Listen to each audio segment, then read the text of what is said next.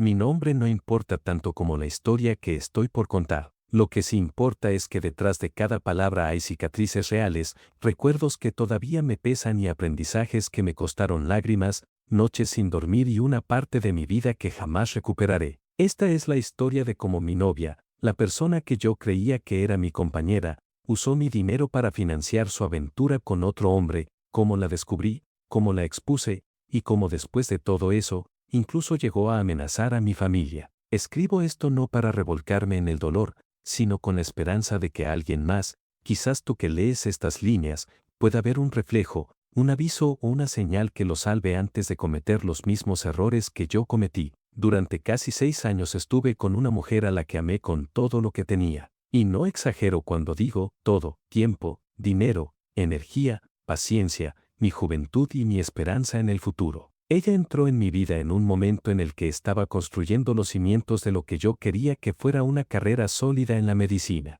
Yo era un estudiante con sueños grandes, con metas claras, pero también con un corazón dispuesto a entregarse. Y ella, al inicio, parecía encajar en todo lo que yo buscaba. Al principio fue increíble. La química, las risas, la manera en que me hacía sentir que no estaba solo en medio de tanto estrés académico. Con ella sentía que podía ser yo mismo, que no tenía que fingir ser más fuerte de lo que era. Ella conoció mis debilidades, mis inseguridades, y juró que nunca las usaría en mi contra. Esa promesa, como muchas otras, con el tiempo se rompió. Después de años de relación, decidí que necesitábamos un respiro, una pausa que nos conectara más allá de la rutina y el cansancio. Por eso planeé un crucero, un viaje que recorría las Bahamas, Haití y Jamaica. No era un simple capricho turístico, era mi manera de decirle: quiero compartir el mundo contigo, quiero que este recuerdo sea nuestro. Además, ella tenía raíces en Jamaica por parte de su padre, y pensé que sería especial para ella reconectar con ese lado de su historia. Yo había pasado las vacaciones de invierno viajando para asistir a su graduación universitaria, dejando de lado mi propio descanso, así que necesitaba este viaje tanto como necesitaba un respiro de mis libros de medicina. Para mí, significaba una forma de unir lo útil con lo emocional, relajarme, recargar fuerzas y a la vez fortalecer lo que pensaba que era una relación sólida. El último día del crucero fue el principio del fin. Ella dormía plácidamente, con mis audífonos puestos, mientras TikTok seguía reproduciéndose en su celular. Por alguna razón, quizás intuición, quizás la voz de algo dentro de mí que llevaba tiempo intentando advertirme, noté que su móvil no estaba bloqueado. Y aunque sabía que mirar sin permiso no era lo correcto, algo en mí gritaba que lo hiciera. No imaginaba lo que iba a encontrar. Abrí su galería de fotos y lo que vi me heló la sangre. No eran simples mensajes sospechosos ni conversaciones ambiguas. Eran vídeos íntimos. Ella, con otro hombre, grabados durante los últimos 6 meses. El mundo se me vino abajo en cuestión de segundos. Sentí como si el aire me abandonara, como si la tierra se abriera bajo mis pies. Yo, que había dado tanto por ella, que había puesto a un lado mis propias necesidades para apoyarla en todo, estaba mirando pruebas irrefutables de su traición. Recuerdo cómo mi corazón se aceleró hasta el punto de dolerme en el pecho. Cerré el teléfono de golpe y me quedé mirándola mientras dormía. Y lo único que podía pensar era: cómo pudo mirarme a los ojos todos estos meses y decirme que me amaba. Cuando la confronté, estalló en lágrimas, lloró, suplicó, se arrodilló casi frente a mí rogando que no la dejara. Prometió que todo había sido un error, que me amaba, que no quería perderme. Incluso me ofreció mudarse al estado donde yo estudiaba, algo que siempre había rechazado porque decía que sería infeliz allí. En ese instante, yo estaba tan confundido que no sabía si sentir lástima, rabia o desprecio. Pero lo que más me dolía no era solo el engaño físico, sino todo lo que había detrás. Durante años, yo había trabajado y estudiado sin descanso. Había aceptado cubrir sus gastos de vivienda porque ella no podía. Me ofrecía sostener la relación mientras ella lidiaba con problemas de salud mental, porque pensé que eso era lo que hacía a alguien que ama de verdad.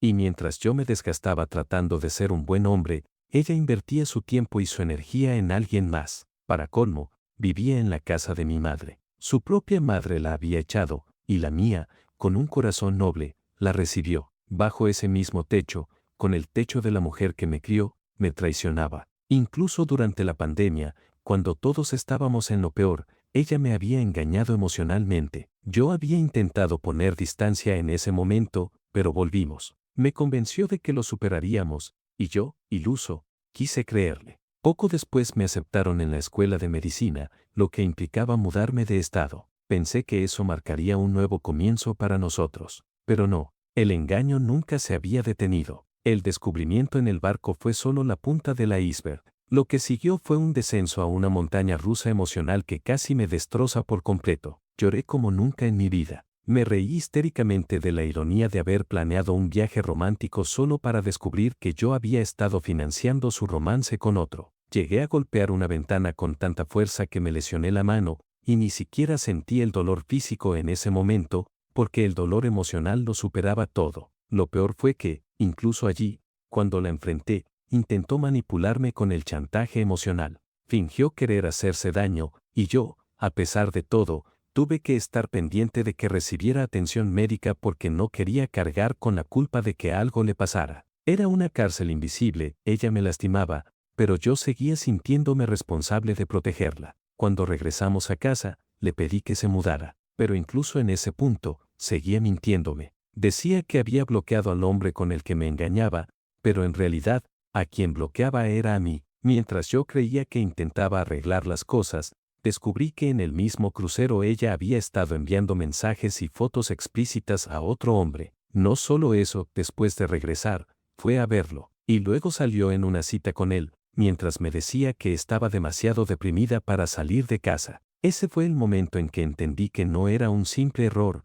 no era un desliz. Era una decisión repetida, consciente, sostenida. Ella había elegido esa doble vida. Recordé, con el corazón en llamas, como después de su graduación me dijo que debía cuidar a su hermana menor. Yo, confiado, le creí, pero en realidad se había ido a un hotel con su amante. Y lo más humillante, ese hombre no era alguien mejor que yo. No era alguien con aspiraciones o un futuro prometedor. Era un traficante, con múltiples hijos y parejas, un hombre con una vida desordenada y peligrosa. Y aún así, ella prefería estar con él. Meses antes ya había tenido señales. La distancia emocional, la falta de intimidad, las mentiras pequeñas que parecían insignificantes pero que se acumulaban. Y, sin embargo, cada vez que sospechaba, ella encontraba la manera de tranquilizarme o de hacerme sentir culpable por dudar de ella. Descubrí también que había reservado hoteles con el dinero que yo mismo le había prestado, inventando excusas de que eran reuniones con amigas, cuando en realidad eran para encontrarse con él. Incluso le había dado $11,000 de mis ahorros para el pago inicial de su auto, y ese mismo auto lo usaba para escaparse con su amante. Era como si yo hubiera estado financiando mi propia humillación. Si la traición ya me había destrozado, lo que vino después fue la estacada final. Todavía recuerdo aquel viaje en tren de regreso a la universidad. Yo estaba intentando recomponerme, reunir los pedazos de mi vida y enfocarme en mis estudios, cuando ella me lanzó una confesión que me rompió en 1000 fragmentos. Había abortado a nuestro hijo. Lo dijo como si fuese un detalle menor, como si no tuviera el peso de lo que significaba. Ni siquiera había tenido la decencia de decirme que estaba embarazada. Decidió, por sí misma, en silencio, y sin incluirme en lo que era también mi vida, mi sangre, mi futuro. En ese instante sentí como si una parte de mí se hubiera apagado. No solo me engañaba como pareja, también me arrebataba el derecho a decidir, a sentir, a ser padre. Me pregunté 1000 veces por qué no me lo había dicho. Era miedo, era vergüenza, era porque en el fondo nunca me había visto como alguien con quien formar una familia. Esa revelación me dejó un vacío tan profundo que las lágrimas ya no alcanzaban para drenarlo. Fue como si la vida me hubiera puesto frente a un espejo en el que todo lo que yo había dado, todo lo que había soñado, se desmoronaba en un instante. Yo le había entregado mi amor, mi confianza, mis ahorros, mis noches sin dormir, mi energía, mis proyectos de futuro. Y ella, a cambio, me había dado mentiras, manipulación y una verdad brutal que me perseguiría mucho tiempo. Recuerdo que esa noche, después de bajarme del tren, caminé sin rumbo. No quería hablar con nadie, no quería mirar mi teléfono, no quería nada. Tenía la mente nublada y el corazón arrugado. Cada paso era como caminar sobre cristales rotos. Las semanas posteriores fueron un infierno. Ella no paraba de buscarme, de enviarme mensajes, de decir que lo sentía, que me amaba, que había cometido errores pero que podíamos salir adelante. Yo ya no sabía qué pensar. La rabia y el amor peleaban dentro de mí como dos bestias encerradas en la misma jaula. Parte de mí quería creerle, porque 6 años no se borran de la noche a la mañana, pero otra parte, más lúcida, me gritaba que no había nada que salvar, que ella había cruzado demasiadas líneas para que yo pudiera mirar atrás sin sentir náuseas. El auto que conducía, ese que yo había ayudado a pagar, se convirtió en un símbolo grotesco de mi ingenuidad. Cada vez que lo veía estacionado en la casa de mi madre o en la calle, me ardía el pecho. Sabía que había sido testigo de su traición, cómplice metálico de sus escapadas con ese hombre. Lo odiaba tanto como la odiaba a ella, porque representaba mi sacrificio convertido en burla. Y, sin embargo, cuando finalmente le pedí que se mudara, no fue un proceso rápido. Ella se resistía, lloraba, suplicaba, usaba cualquier táctica posible para quedarse, para seguir atada a mi vida, a mi familia, a mi estabilidad. Y yo, por momentos, flaqueaba. La costumbre es una prisión invisible, uno se acostumbra tanto a la presencia de alguien que confunde esa dependencia con amor. No fue hasta que descubrí que, mientras me pedía perdón y aseguraba que estaba cambiando, seguía viéndose con otros, que la decisión se hizo definitiva. Esa mujer no solo no iba a cambiar, sino que no tenía intención alguna de hacerlo. Vivía en un ciclo de mentiras y engaños que yo ya no podía sostener. La confronté una última vez. Le dije todo lo que sentía, todo lo que había acumulado en mi pecho. Le hablé de la rabia, del dolor, de la humillación. Le reclamé por cada dólar que había tomado de mí, por cada mentira, por cada querische que en realidad le pertenecía a otro. Ella se quedó callada. Sus lágrimas ya no me conmovían. Su silencio me confirmó que no había nada más que hablar. Después de esa conversación, la saqué de mi vida. Le pedí que se llevara sus cosas y que no regresara jamás. Fue la decisión más difícil y a la vez la más liberadora que había tomado en años.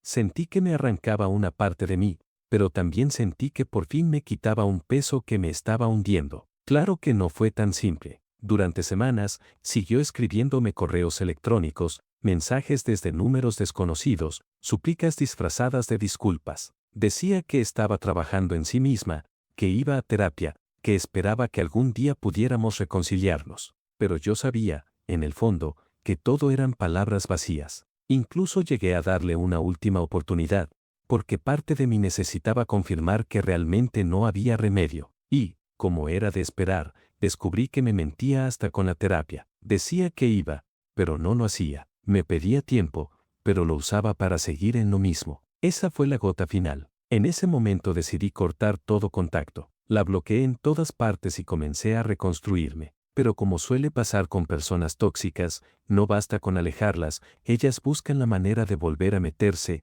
aunque sea con amenazas. A los pocos meses, mientras intentaba concentrarme en mis exámenes de medicina, recibí una llamada de mi madre. Su voz temblaba al otro lado de la línea. Me dijo que alguien había disparado contra su casa. La bala impactó en un coche estacionado, que ni siquiera era nuestro. Al principio pensé que era una coincidencia, pero días después, revisando el Instagram público de mi ex, encontré un mensaje escalofriante. Era una publicación dirigida claramente a mí. Describía mi coche con detalle, marca, modelo, año, incluso mencionaba un sticker único que mi hermana había pegado. Y el mensaje era claro: no te pongas demasiado cómodo, sigo buscándote, cariño. En ese momento sentí un frío recorrerme la espalda. Ya no era solo mi corazón o mi dignidad lo que estaba en juego, era la seguridad de mi familia. Ella había vivido en la casa de mi madre durante 3 años, conocía cada rincón, cada rutina. Y el hombre con el que se había enredado era un traficante con acceso a armas. La amenaza era real. Me debatí entre varias opciones: presentar una orden de restricción, hablar con su familia, su padre y su cuñado, que eran más razonables, o simplemente desaparecer y confiar en que se cansaría. Ninguna opción me parecía suficiente, porque el miedo no me dejaba pensar con claridad.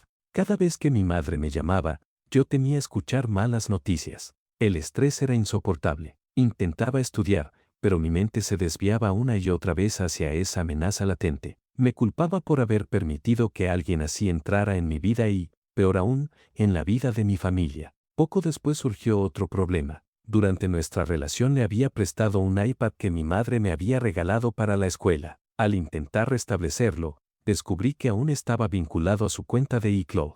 Era como si hasta en lo material siguiera encadenado a ella. Tenía 3 opciones: pedirle que lo desvinculara, lo cual implicaba abrir de nuevo una puerta de comunicación que no quería, buscar la factura original de hacía 6 años, o resignarme a perderlo. Era un objeto, sí, pero también tenía valor sentimental. Mi pareja actual, mucho más sensata, me dijo que lo dejara ir. No merece la pena arriesgar tu paz mental por un iPad, me dijo. Y tenía razón, pero aún así me costaba aceptarlo. Era como si cada pequeño detalle me recordara que todavía no me había librado por completo de ella. Durante ese tiempo me pregunté muchas veces, como no lo vi venir, ¿por qué no escuché mis propios instintos? ¿Por qué me aferré tanto a alguien que me estaba consumiendo? Las señales habían estado siempre allí. Mentiras constantes, excusas tontas, falta de intimidad, salidas misteriosas, ausencias emocionales. Yo las había ignorado porque no quería enfrentarme a la realidad.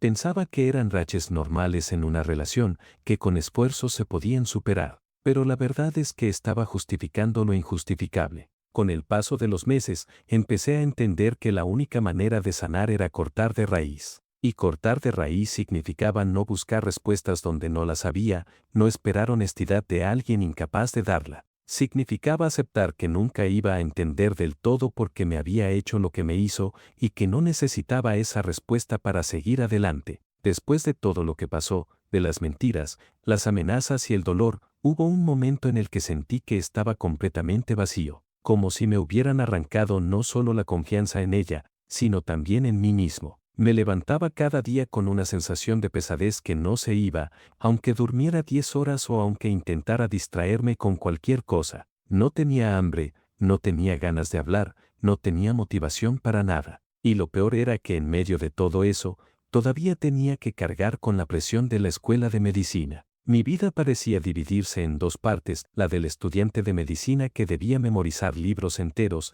asistir a prácticas y mantener un rendimiento impecable, y la del hombre roto que apenas podía sostenerse en pie por dentro. Esa dualidad me estaba matando. Por fuera fingía, me ponía la máscara de que todo estaba bajo control, pero por dentro era un caos. La depresión se instaló en mi vida como un huésped no invitado. Había días en los que no quería salir de la cama, otros en los que sentía un vacío tan grande que ni siquiera las lágrimas me salían. Empecé a tener ataques de pánico, esos momentos en los que el corazón se acelera sin razón, la respiración se corta y la mente se llena de pensamientos catastróficos. Era como si mi cuerpo hubiera quedado programado para vivir en un estado constante de alerta, esperando el próximo golpe. Fue entonces cuando decidí buscar ayuda profesional. No fue fácil. La primera vez que me senté frente a un terapeuta me sentí ridículo. No sabía por dónde empezar, qué decir, cómo explicar el torbellino que tenía dentro. Me limité a repetir las frases más básicas: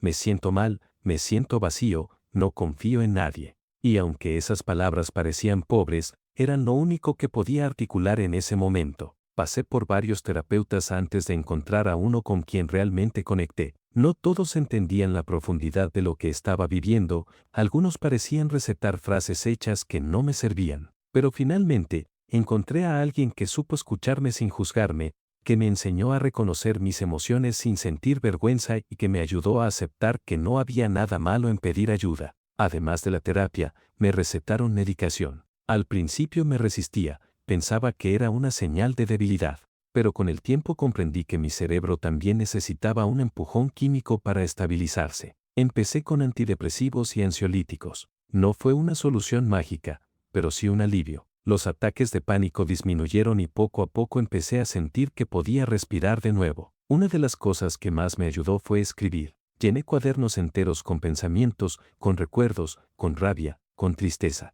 Escribir era como abrir una válvula que me permitía soltar la presión acumulada. A veces eran páginas incoherentes llenas de garabatos, otras veces eran relatos detallados de mis recuerdos con ella, analizando cada palabra, cada gesto. Y aunque a veces parecía que eso me hundía más, en realidad me estaba liberando. Otro pilar fundamental fueron mis amigos y mi familia. Durante mucho tiempo me había aislado, cegado por la relación. Había dejado de pasar tiempo con ellos porque siempre estaba preocupado por complacerla, por atender sus necesidades, por resolver sus crisis. Recuperar esos lazos fue como volver a encontrarme con un pedazo de mí que había olvidado. Mi madre, que había sufrido tanto por lo que pasó en su propia casa, me abrazó con una paciencia infinita. Mi hermana, que había sido testigo silenciosa de muchas cosas, me recordó que yo no estaba solo. También empecé a reconectar con cosas que había dejado en el olvido. La lectura, por ejemplo. Un día, en una librería de segunda mano,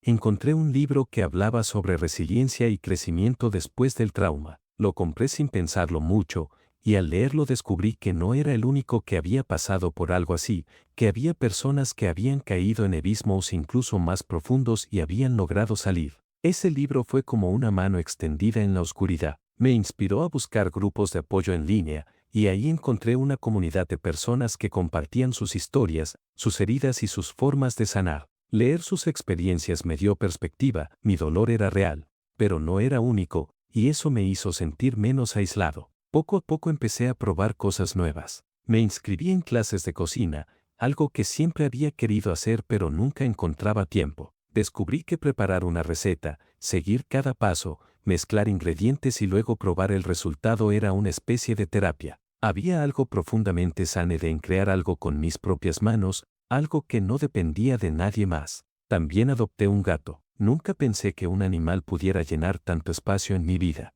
Era un gato callejero, flaco y desconfiado, pero poco a poco se fue adaptando a mí. Sus maullidos en la madrugada, sus carreras por el apartamento, su forma de acostarse sobre mis apuntes de medicina como si quisiera recordarme que debía descansar, todo eso me dio una compañía silenciosa pero poderosa. No juzgaba, no pedía explicaciones, simplemente estaba ahí. El proceso de sanación no fue lineal. Hubo días en los que sentía que estaba avanzando, que todo iba mejor, y de repente una canción, una foto, un recuerdo me tiraban de nuevo al suelo. Pero cada vez que me levantaba, lo hacía un poco más fuerte. Me repetía a mí mismo que estaba construyendo una vida que ya no dependía de nadie más. En medio de todo eso, incluso me permití volver a salir con alguien. Conocí a una mujer maravillosa que, aunque nuestra relación no funcionó por circunstancias ajenas a nosotros, me demostró que todavía era capaz de conectar, de sentir, de ser valorado. Esa relación,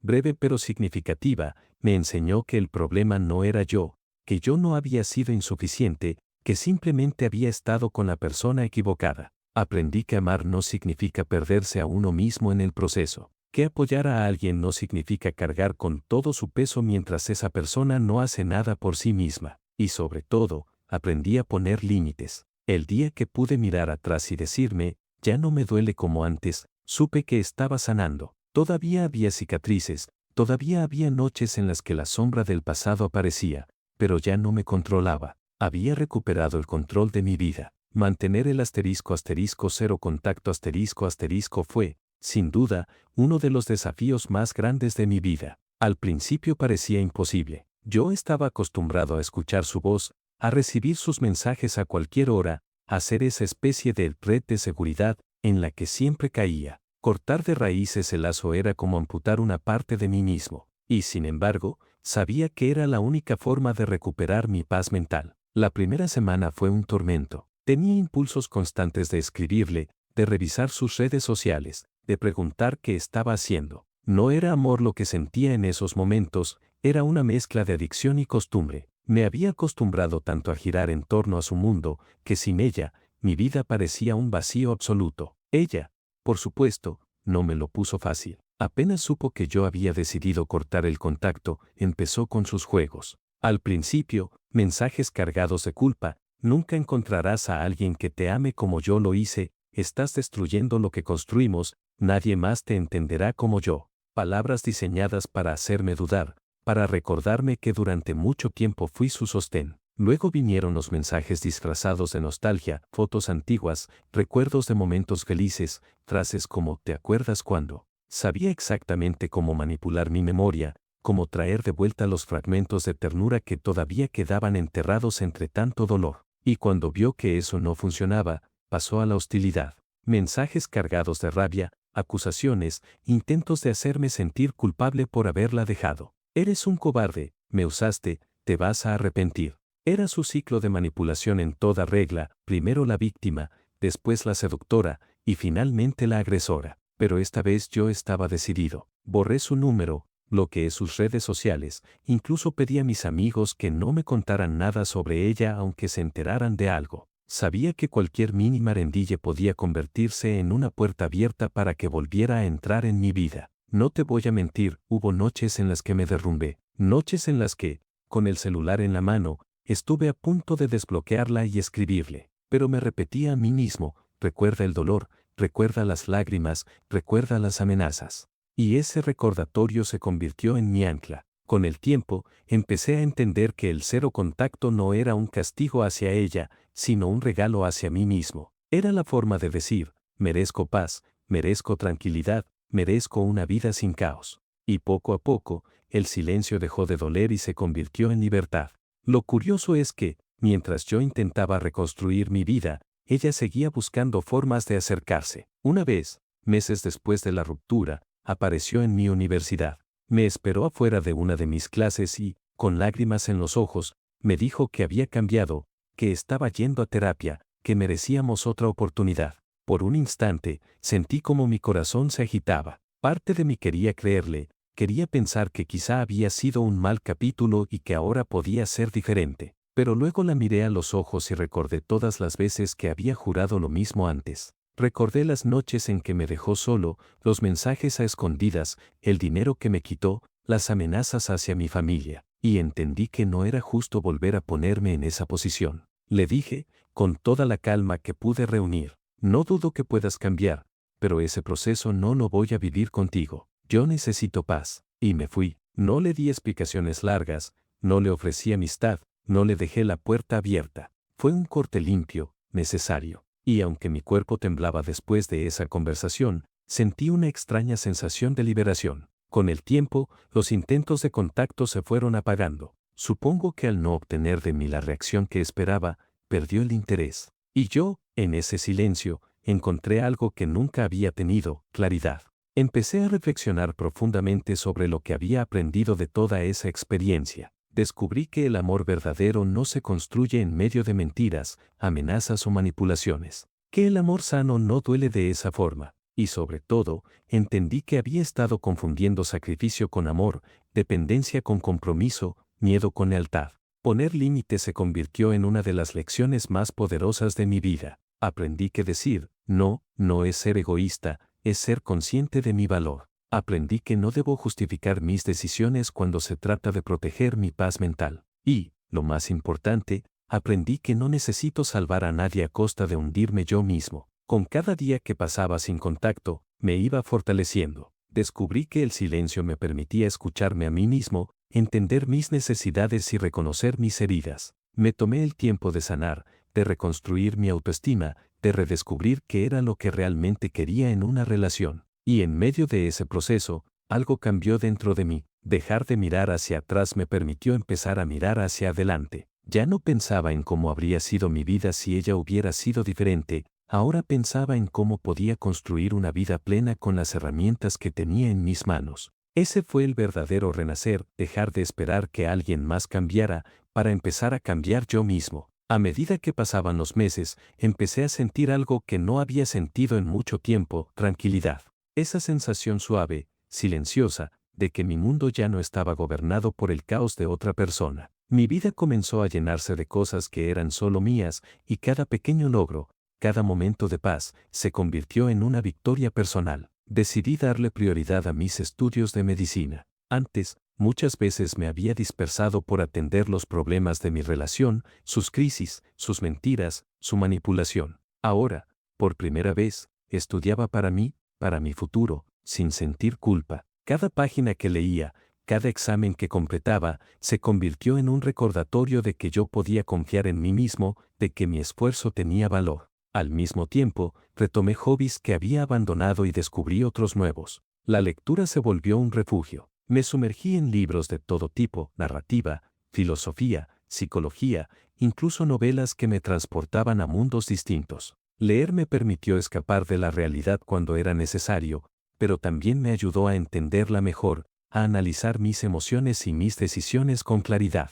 Volví a cocinar, a explorar sabores, recetas y técnicas que antes me parecían imposibles. Cada plato que preparaba era un acto de amor propio, un recordatorio de que podía cuidar de mí mismo y disfrutar de los frutos de mi esfuerzo. Adopté un gato callejero que se convirtió en mi compañero constante. Su presencia me enseñó a valorar la compañía silenciosa, la fidelidad sin juicio, la ternura sin condiciones. También fortalecí mis relaciones con amigos y familia. Durante años había descuidado esos lazos porque mi energía estaba centrada en ella, en complacerla, en mantener la ilusión de una relación que ya no existía. Recuperar esos vínculos me llenó de fuerza. Mis amigos se convirtieron en mi red de apoyo, mis conversaciones con ellos eran sinceras, llenas de risas y recuerdos compartidos, sin agendas ocultas. Mi madre se convirtió en un pilar aún más fuerte, apoyándome en todo momento y celebrando cada pequeño paso que daba hacia la recuperación. Con el tiempo,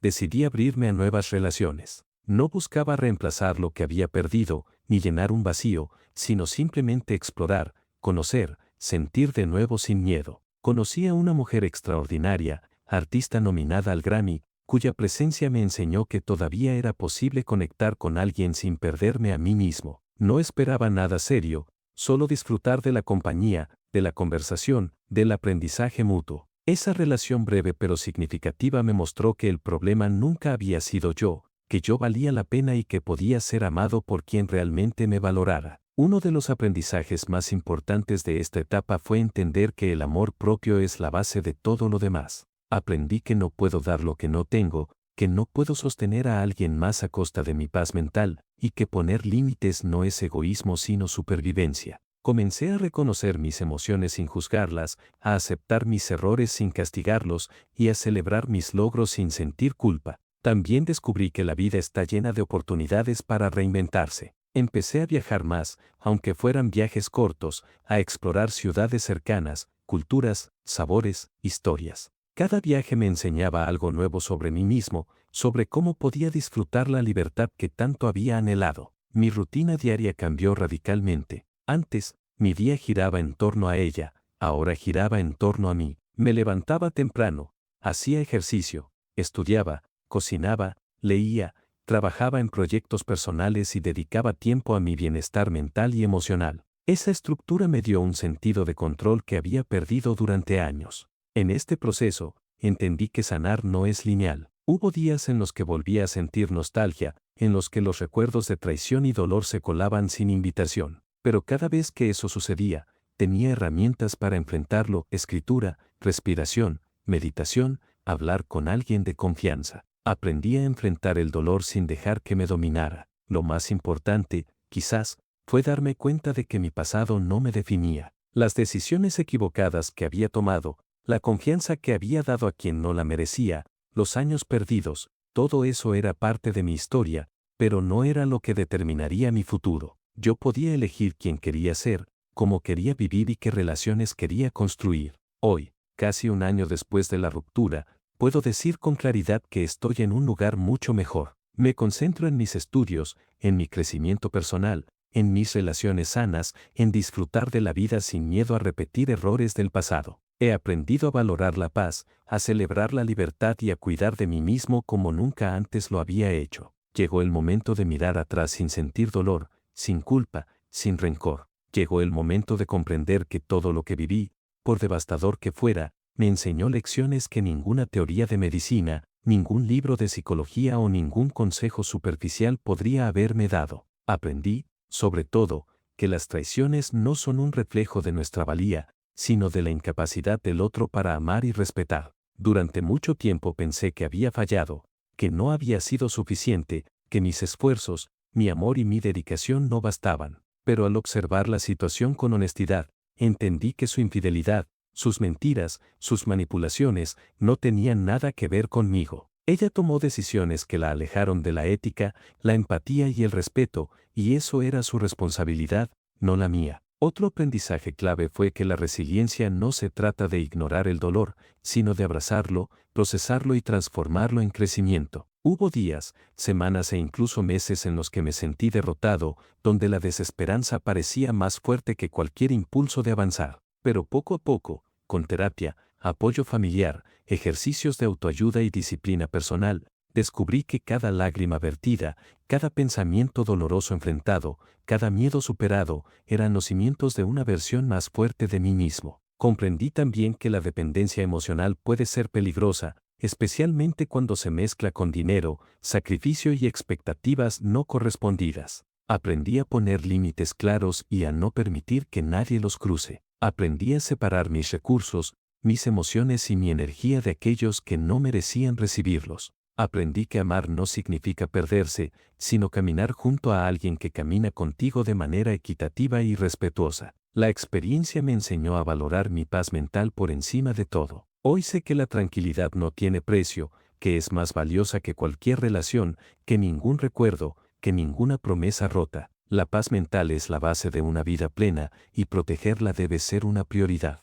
También entendí la importancia de rodearse de personas que sumen y no que resten. Mi círculo de amigos, mi familia, incluso aquellos nuevos vínculos que comencé a crear, se convirtieron en mi refugio y mi impulso. Aprendí que las relaciones deben edificarnos, no drenarnos. Que merecemos conexiones basadas en respeto, sinceridad y cariño genuino. Hoy, mi vida es radicalmente distinta a la de hace un año. Mis estudios avanzan, mi autoestima crece cada día, mis relaciones son más sanas y auténticas, y he aprendido a disfrutar de los pequeños placeres de la vida, leer un libro, cocinar una nueva receta, sentir la compañía silenciosa de mi gato, viajar, explorar, conocer nuevas personas y nuevas experiencias sin miedo ni expectativas impuestas. Y lo más importante, he aprendido que la felicidad y el bienestar dependen de mí mismo, no de otra persona, que puedo amar, confiar y entregarme, pero solo después de asegurarme de que mi corazón y mi mente estén en un lugar seguro, que puedo reconstruir,